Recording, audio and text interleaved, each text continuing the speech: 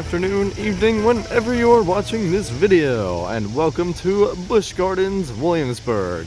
Also surprisingly celebrating their 50th anniversary, so I don't know what it's with Virginia parks and their 50th anniversaries, but hey, as long as they're open, that's fine. The main reason for this visit is for the new for 2025 Big Bad Wolf, the Wolf's Revenge in the Oktoberfest section. Unfortunately, we do have a loss though. Dark Coaster, which is the Intamin straddle coaster, will not be open today. We do have that credit, so that's nothing to worry about.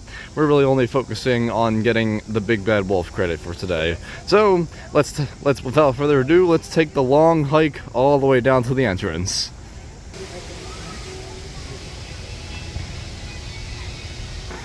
Alrighty, finally made it to security. We can start making our way towards the actual main entrance. Cool thing about Busch Gardens is that they allow early entry, so you can get into the park a little bit early, so you can do all your shopping and all that before the park officially opens. We've also got this official 50 years topiary right here at the front of the fountain area. I think that is really cool. So, we are going to go through England to get up to the holding point and to get ready for rope drop.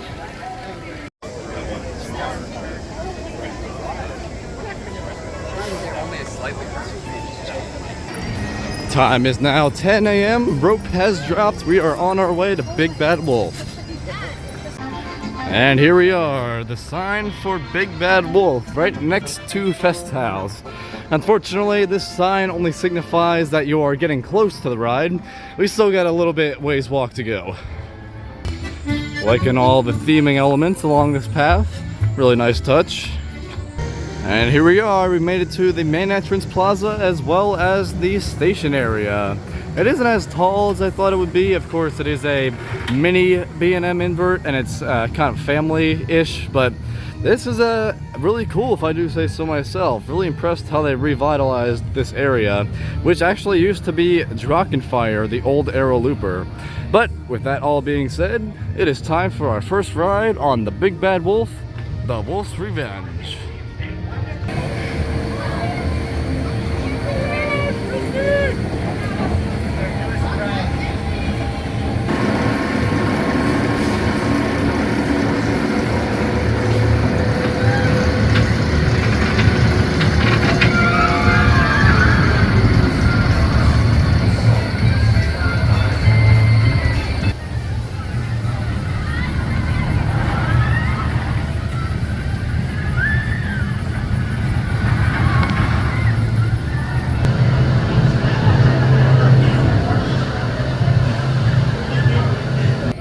Big Bad Wolf. What a family ride this is. I really enjoyed that, especially all the theming elements along the ride path, going through the village, the Oktoberfest finale. That was awesome. Can't forget those awesome trains with the light up eyes. Can't wait to see that at night. But layout wise, it's pretty solid. It's got some side to side movement to it. Not too heavy in the forces department, simply because the fact that it is indeed a family coaster. A little bit of that modern B&M rattle, but it wasn't too noticeable. I mean, if this has a rattle, I kind of don't want to know what Phoenix Rising has, but we'll get to that in a couple of years. But either way, really solid family coaster. I really do think this is a solid addition to Busch Gardens. Neat detail about the fencing near the entrance here is that they've got some wolf holes in them. I really like that detail. Well, Verbolten was supposed to be open, but I guess they're having a little issues right now. They might get that open later. But at least we know it'll be open later, so that is a very good sign. Well, with Verbolten being closed, I guess we'll do the next best thing. Now, since we didn't exactly get here at opening, it is posting a 10-minute wait, so we might be waiting a few minutes for this, but either way, any ride on Pantheon is a good one.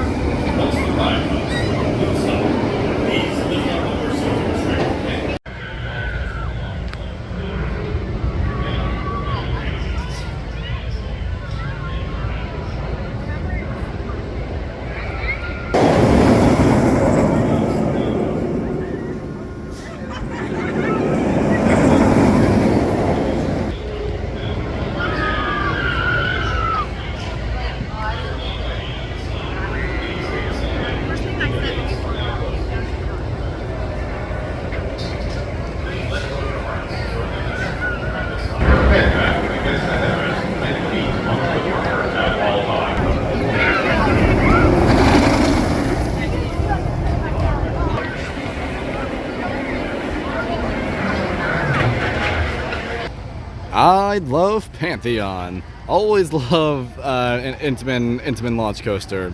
All the launches are absolutely punchy on this, especially that first initial launch into the side widener element there. But then you get into the main swing launch, and boy, those launches hit. And especially the airtime hill in the middle. That's just incredible. Can't forget about the stall as well. That's probably one of the best stalls in the industry. But either way, really, really solid and all-around ride on Pantheon here.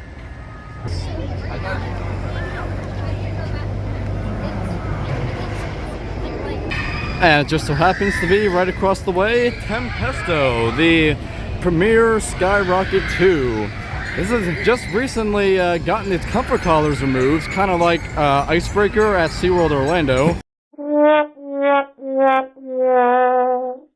So, should be really, really cool to experience a Skyrocket 2 without the comfort collars. Of course, only this and Tigris are the only ones I've been on, so it'll be a really good comparison point. Now sit back with your back against the seat and your head against the headrest.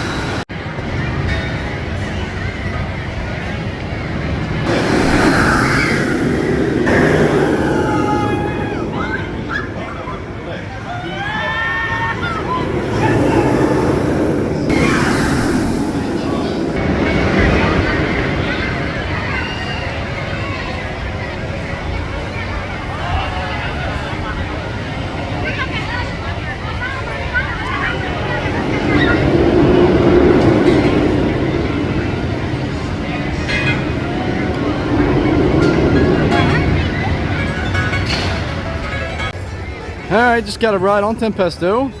The ride is good and all, but not worth a 30-minute wait, I would say. The initial wait to get into the station was about 12 minutes, but in the actual station itself, it was almost 20 minutes, which is not great to say the least. It's a combination of quick queue and slow ops, that sort of thing, but this might be only a one-time thing today, just only because it's a good ride, but it's not worth waiting. If it's a station wait later, we might do it again, but I don't see us doing this again today. Of course, directly next to Tempesto is Apollo's Chariot. It is a B&M Hyper, one of the first B&M Hypers. It's an alright ride, but it'll be nice to get back on it. Only if it's operating though, because while we were in line for Tempesto, we did see them cycling empty, and we can see nearly empty train up there, so hopefully we can be able to get on it, but we'll just have to see when we get up to the entrance. And there we go, they have just reopened the line, so let's hop a ride on Apollo's Chariot.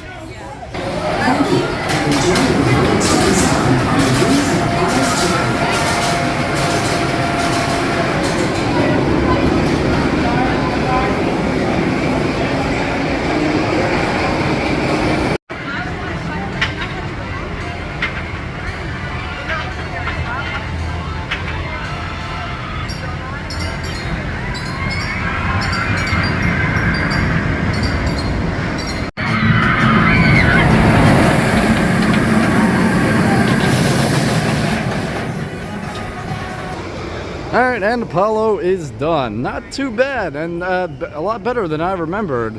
A lot of floater, especially on that last hill going into the ravine there.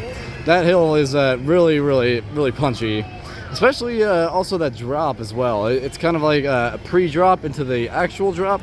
It's a very unique, and only on this one, and also Raging Bull, which we may or may not get to in the upcoming years. But either way, Apollo's Chariot, a really solid hyper. You know, it is areas like Da Vinci's Garden here that really make Busch Gardens Williamsburg the most beautiful theme park in the world. And I do believe it. It is a theme park at heart, but an amusement park second, just because of all the roller coasters. But they really prioritized all the landscaping here, and they do a phenomenal job each and every single year. Cannot forget about this iconic view with the 3 coasters in the background. Absolutely stunning how many views this park has. I just want to ride Verbolten. That's all I want to do. We do see some testing though. That is a very, very good sign. A few moments later. Alright, we were waiting.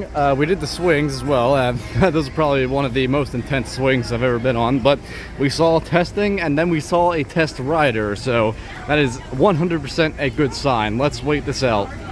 Patience has paid off. We are now going into Verbolten, finally.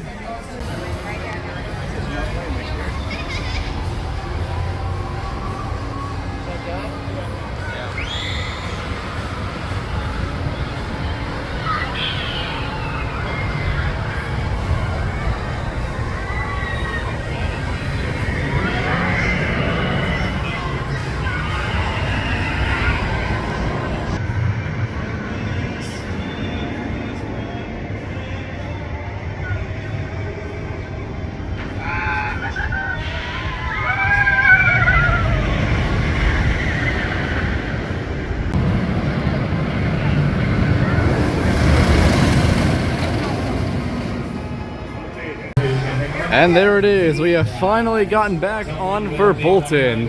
It's been a while, and I do believe it was worth it.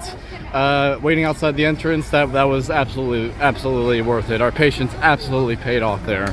Ride-wise, it is shockingly intense for a quote-unquote family coaster.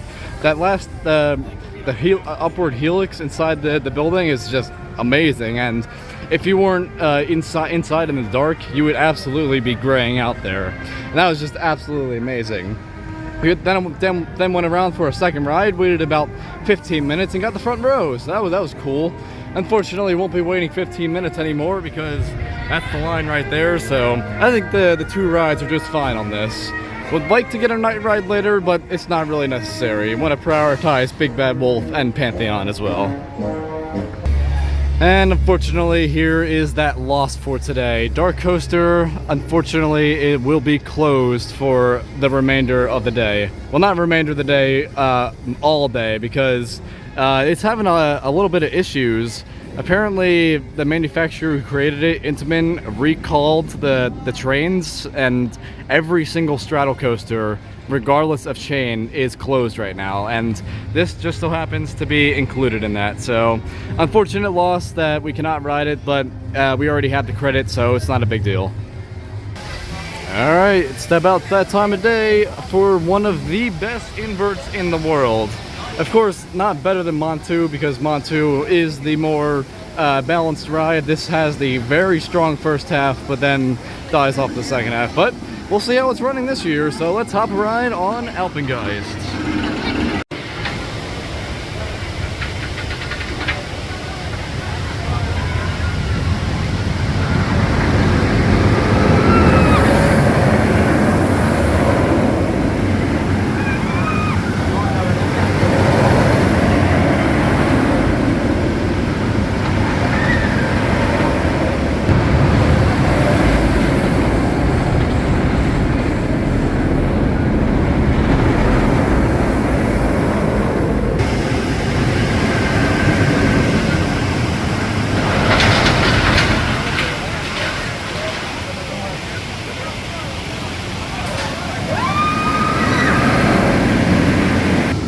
I love Alpengeist, one of, if not the best inverts, and that reserve that for Montu, but this is probably a very close second. Cannot get over that, how intense that first half is.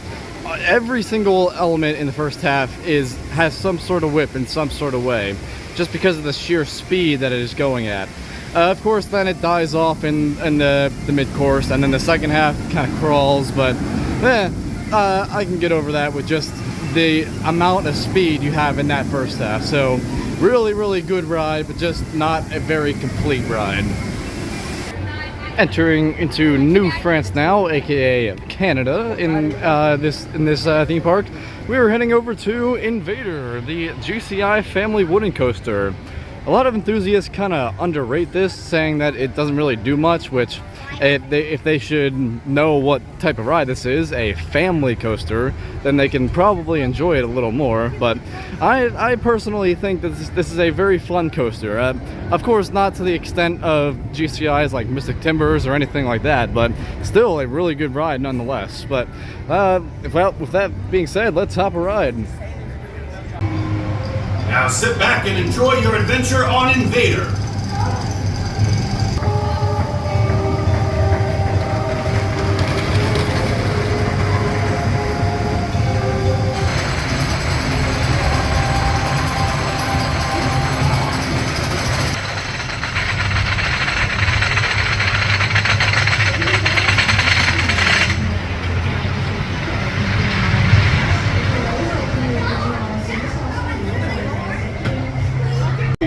Please listen to the following safety announcements. Please remain seated until the train has come to a full and complete stop. You may then exit if you would like to continue on to the Tweedside station in Scotland or the Bristol station in Cresta Italia. Please remain on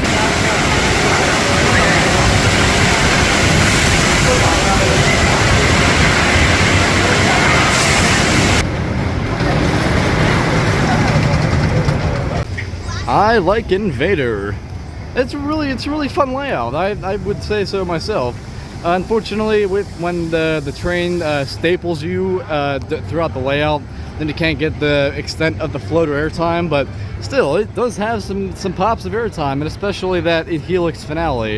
It has gotten some minor rough spots ever since our last visit, but that could just be an aging thing. It is about almost 8 years old now, so that's just insane how time flies like that. But still, really good ride on Invader. So it is about that time of day for our meal. The meal of choice is going to be at a Trapper's Smokehouse. Basically, it has a lot of barbecue options, including barbecue chicken, which I am personally going to get. But if you're in the mood for barbecue, come here to Trader Smokehouse here in the New France section at Busch Gardens Williamsburg. So I actually changed my mind. I was in the mood for ribs right now. They do look really good. So that's going to be the St. Louis style barbecue ribs right here at the Trapper Smokehouse. Does look really good. The other options were chicken as well. So ribs and chicken are pretty much all that Trapper Smokehouse has to offer. But either way, it looks really good. Would highly recommend Trapper Smokehouse. If you are in the mood for barbecue, 100% go to that place. Everything was absolutely amazing, especially those ribs. And I'm sure everything else on the menu would be up to that quality as well. I exited New France, now into France for the Big Bad Griffin. This is a 200-foot B&M dive coaster, which at our home park, Dorney Park, we have the smaller dive coaster, Iron Menace. Now, but that's not to the power and speed of that Griffin is. This one, being taller, it has all the speed in the world and just hauls through all of its elements. That doesn't mean that it's not a good ride. It is absolutely still a great ride, but I do think I prefer the mini dives better. But it's been a while since we've done Griffin, so let's go hop a ride.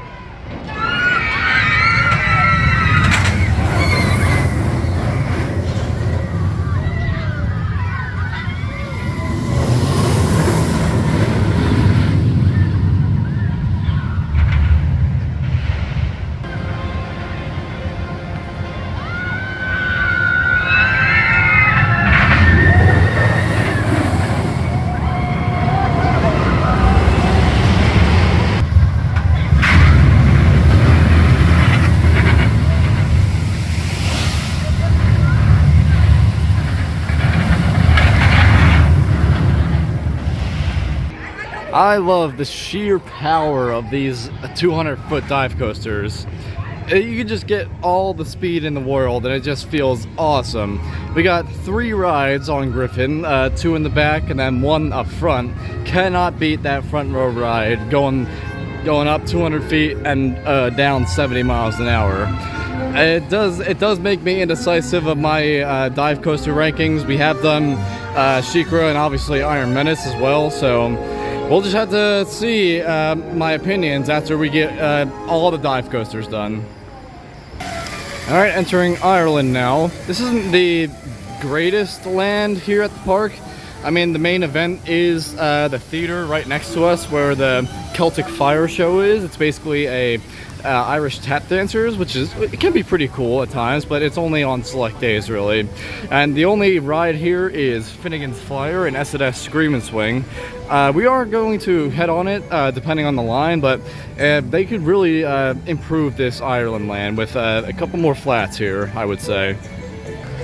They are unfortunately only running one side of the swing, but 10-minute wait isn't too terrible, so we're just gonna wait it out.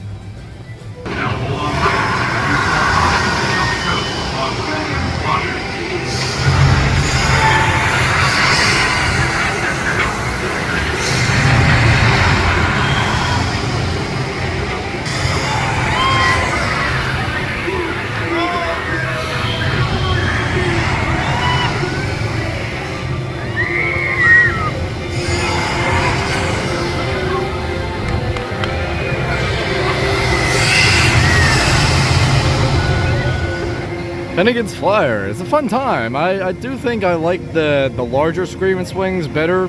Sort of like Serengeti Flyer at Busch Gardens Tampa or Skyhawk at Cedar Point. Can't wait for Twizzler's Twist of Gravity. Hopefully this holiday season if they get it operating. But either way, really good time on any Scream and Swing, especially this one. Almost completed the loop, but we have one more coaster to do today, and that is Loch Ness Monster.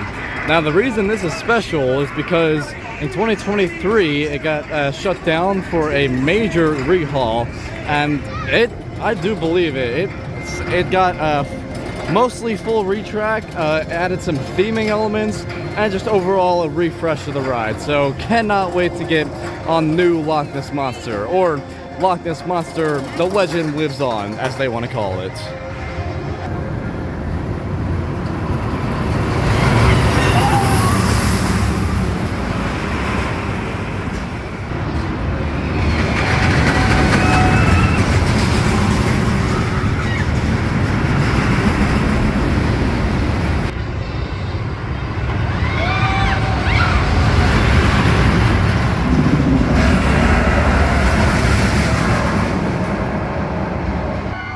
Man, that refurb absolutely paid off. That was amazing, especially with all those theming elements. That was incredible. The tunnel was revitalized as always. Of course, that's like the main appeal of the refurb. And also they added a Nessie statue at the end of the last vertical loop. That was a really nice touch. Ride's smooth as ever. It's just awesome. Happy that this legend gets to ride on. And here she is, old Nessie herself, right here at the bottom of the Rhine River, at the bottom of Nessie's Drop, as well as the end of the interlocking loops. This is probably one of the highlights of the ride, just because of the sheer size of the Loch Ness Monster statue. Pardon me, as the coaster goes by, but yeah, I really like this part of the ride, where you come face to face with old Nessie herself. Of course, coming after the cave where you first encounter her, which I think is really, really cool. But either way, it's just amazing how they managed to uplift that ride. The infamous hills of Busch Gardens Williamsburg. They're not too bad, but it's bearable. 12 seconds later. And the prize at the top of the hill is the Sky Ride. Let's get some great views from here.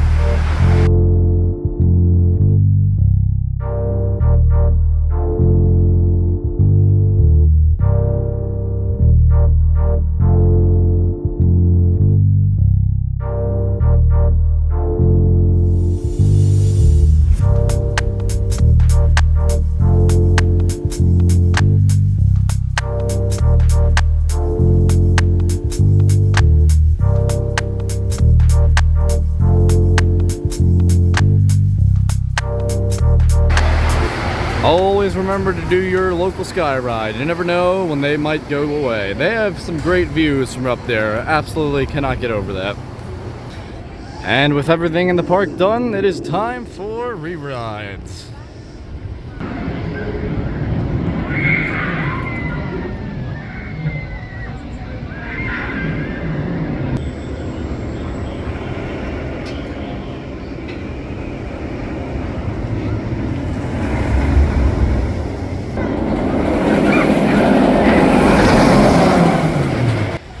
Tacked on 3 more rides here on Pantheon. One in the front row as well.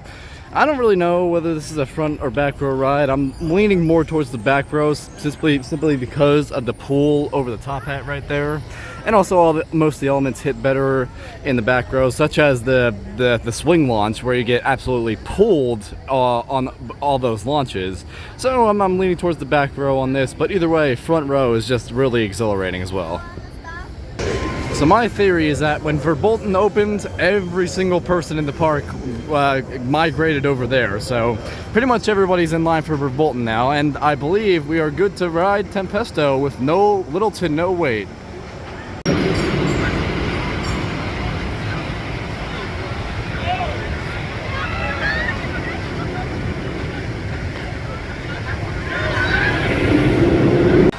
Got another ride, and it was a literal walk-on. We got on the direct next train as we got up to the platform. I think it's much better knowing that we can literally walk right on this instead of waiting it. So really good rides here on Tempesto. Man, Apollo is just not having a great day today. Unfortunately, no dusk ride here. Sun is about to go down. There is also nothing like an Alpengeist dusk ride. Let's hop a ride.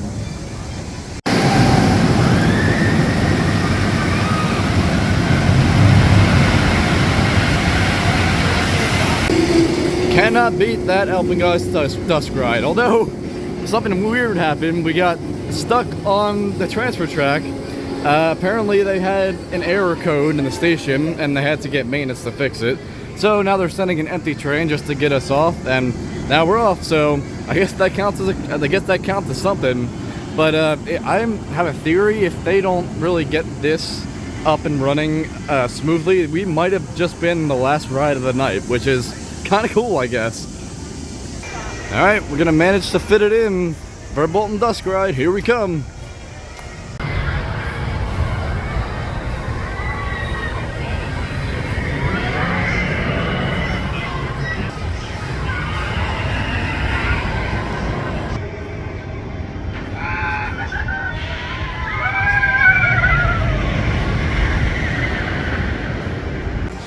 Verbolten, kind of night ride, really good.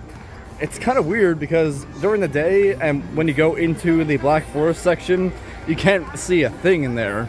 But since your eyes are already adjusted to the dark, you can really see the stuff, the full layout in there.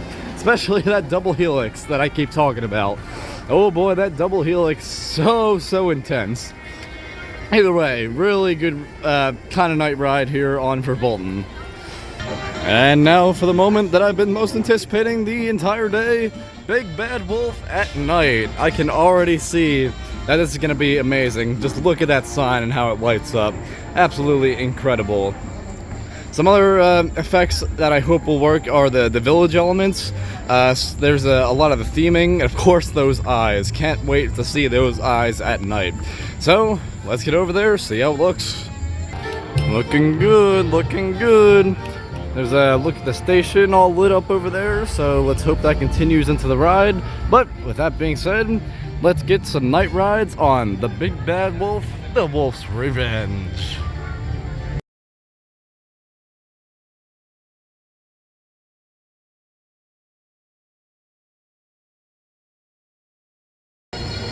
Alright, we got about 20 minutes later. Big Bad Wolf, really good at night. Was a little let down by the lighting effects and all the theming elements, but The only really lighting in the all the theming elements were the village, but that was just kind of okay lighting wise. But the eyes in the front, by the way, we got the front row. The eyes in the front, really good. I'm kind of kicking myself, didn't get any footage of that, but that's going into the next part. Then we not sprinted, light jogged over to Pantheon. On and off here and there, but we got it with 30 seconds to spare. So we got in the line, got on the ride. Ride is amazing at night. And then there were enough people in the station to ride again. So we got a second ride. It's like a night ride on Pantheon.